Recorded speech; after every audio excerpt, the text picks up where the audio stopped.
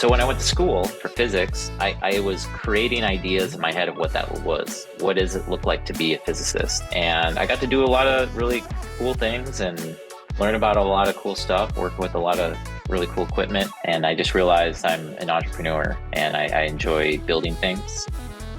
Welcome to Learning from Experience, a podcast for college students and recent grads who want to hear directly from alumni on how they've adjusted their lives post-graduation, including personal stories of success, career readiness, and tips for navigating the real world. Created by the College of Liberal Arts and Sciences at Arizona State University. I'm your host, Megan Finnerty, and today I'm talking with Peter Costa, who graduated ASU in 2016 with degrees in physics and music composition. Throughout his career, he has been driven by ideas. With his band called Scary Kids Scaring Kids, he toured the world and wrote and taught music. Later, he worked in the video game industry and is now the CEO and co-founder of Ball2 Technologies. Thanks so much for coming on our podcast. Thank you, Megan. I'm excited to be here. Well, I have an eclectic background. Really, I would say, like to summarize it. So I went to community college for a semester or two, but then I ended up studying physics first at ASU, worked in a biophysics lab, really was engaged and did a music degree, like right at the end of my physics degree. And during that time, I was working in video games and just loved the technology side of it, loved the creativity side. And then I started my own company soon after graduating with my other co-founder and wife. And I just realized I'm an entrepreneur and I enjoy building things. I enjoy creating solutions that benefit everybody, that are creating positive impact. And so I would say, my background really is around technology, education, entrepreneurship, and like entertainment or creativity. I don't want to give it all away, but something that's so cool about your story, Peter, is how you've created something from nothing multiple times. When was the first time you remember doing that? Yeah. Well, I guess the first time I realized I created something from nothing was with the band in high school. And it was, it first started as like, you're playing in your garage with your friends. And I've been to like tons of shows and I'd like, oh, I'd love to see our band up on that stage, that venue. And that's kind of the vision that you get planted. And you just naturally start doing things to make that happen. And then one day you're there. And I remember specifically, this was kind of near the end of when I finally left the band, but we were in the United Kingdom playing this like 6,000 person venue that was sold out. And I just remember sitting on the side of the stage looking out and being like, what the heck just happened? Like, how did we do this? And it was this, it's this vision, this like little seed that gets planted in your head around something that you want to do or something that you want to create. And you kind of do whatever it takes to make it happen. And that's a painful process. So when you were here at ASU studying physics, when you look back, do you see that it helped further develop you as an entrepreneur? And if so, how? Absolutely. So when I went to school for physics, I was creating ideas in my head of what that was. What does it look like to be a physicist? And so the first thing I did is I was really interested in kind of the biophysics side. And so I went to the biodesign website, looked at all the professors that were there, and I looked at, okay, who's doing cool research? What's like cool things I want to get involved in? And I emailed probably like 5 to 10 professors. They all gave me a tour of their labs and I saw what were they doing. And then I basically said, hey, I want to join this team. And that gave me a lot of really great experience. And it helped me see like, hey, what is the pathway that I need to get there? And then I need to be able to have like one-on-one mentorship. And so I'd always use office hours. But those were really useful. It was people that helped me see what the pathway forward was. And that's a lot of what entrepreneurship is as well. Like you see this thing that you want to accomplish, you want to graduate, you want to get to a job. And what happens between there is kind of like being in a dark room.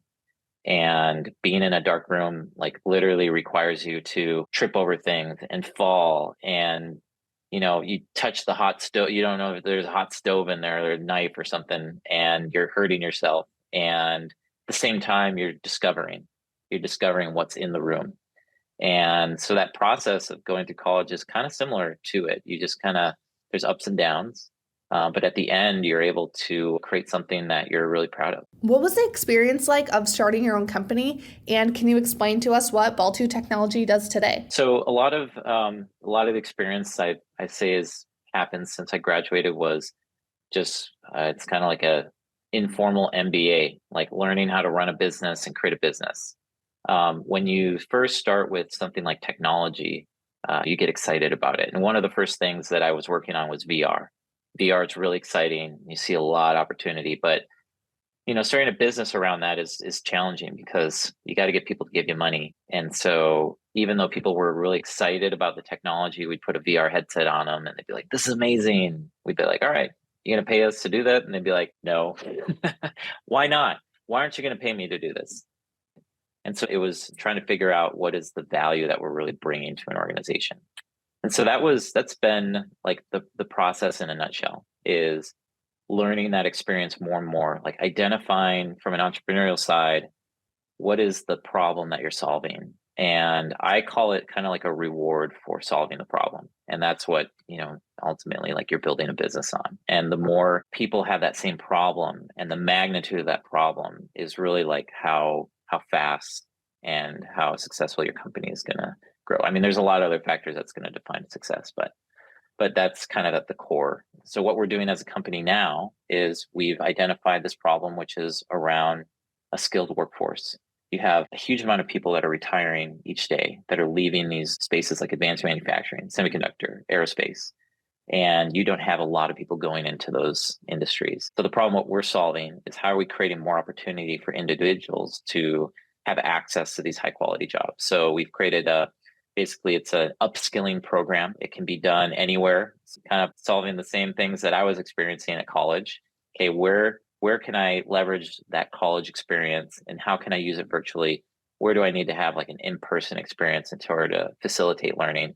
So we're doing that. We're doing a lot of exciting stuff. And what's great about it is that we're helping people that normally wouldn't have access to this type of knowledge. They're living in rural areas. They have multiple jobs. They have family. They're not the traditional like classroom learner. And so when they go through our program, it helps address all those different barriers. From virtual reality to upskilling, it sounds like you successfully navigated, you and your wife, the co-founder of your business, to pivot. Could you share with students, though, who are interested in maybe starting their own businesses one day, how you came to that conclusion? How did you know it was time to change course? The process that helped us was actually through an ASU program. ASU helps run this program. It's sponsored by the NSF. It's called NSF I-Corp, ICORPS. And really it's built around lean startup or like lean business model. And we went there with the initial idea that we were going to do VR for something. And they basically said, well, go find out, go interview your customers and ask them. They called it, "Is my baby beautiful?" Or, somebody's not going to tell you directly to your face if your baby's beautiful or not. That's what they say in the kind of lean startup model. And so find out what is their actual problem. What do they need help with? And that changed us. And so through I-Corps, actually, they gave us a grant. I think they give you like $2,000 for the first time that you go through it. And then there's additional funding that you can receive to go through additional courses. So anybody that's looking to be an entrepreneur and trying to solve something, I'd highly recommend doing that program. So with each venture, how are you measuring success? When you start experiencing success, and success is subjective, but we'll just say like stability, knowing that you're actually solving a problem. When you get to that point where you're doing that, like being in the trenches and you're just waking up every day and kind of like, okay, I'm going to try this. I'm going to keep going. I'm going to keep going. They are painful moments, but you look back at them and they usually are like the most rewarding. And so I think there's success there. You're learning, you're going through this process. It's easy to complain during those struggles, but value those and know that they're life lessons. I think success is also, it's a holistic answer for me. I have 3 kids. I have a wife. My wife is my co-founder, and we're genuinely happy. We try to create a lot of balance in our life. And so I always kind of just play this thing in my head where, I'm older or whenever it is, and I'm, piecing out of here. And I'm going to be looking back and saying, what did I actually enjoy doing? And I enjoyed doing things that were right, that were creating an impact. I enjoyed spending valuable time with valuable people. Well, this podcast is called Learning from Experience. So Peter, what have you learned? And do you have any advice that you could give to our students? There is a saying that is like the basis of Zen philosophy, which is life is one continuous mistake. And it's this like circle of like continuous learning through mistakes and through experience. I think the hardest thing I had in my classes was there was always that the professor was always would say something like, does anybody have any questions about this? And I always had questions. And you kind of had to no one else was raising their hand. I'm like, am I only the only idiot in the room? And feels like an idiot right now. And I'd leave my class and everyone would be like, yeah, I had no idea what they're talking about. And I'm like, oh yeah, okay. So everybody's feeling the same way. And it took a lot of courage for me to start asking questions that I felt stupid. And I realized that's my learning process. My learning process is asking questions, even if they're simple questions. But just don't be afraid. Don't be shy. Your reward is that you're going to understand something a lot better the more you're asking questions. So lastly, Peter, graduation is approaching very quickly in May. And I'm curious if you ever put pressure on yourself that you had to work in the industries that you got degrees from?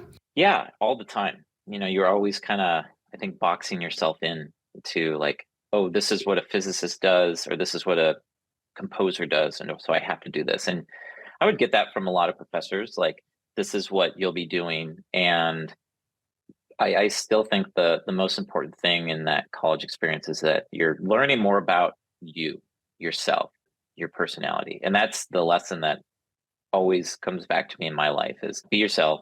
Who are you? What are your strengths? What's your personality?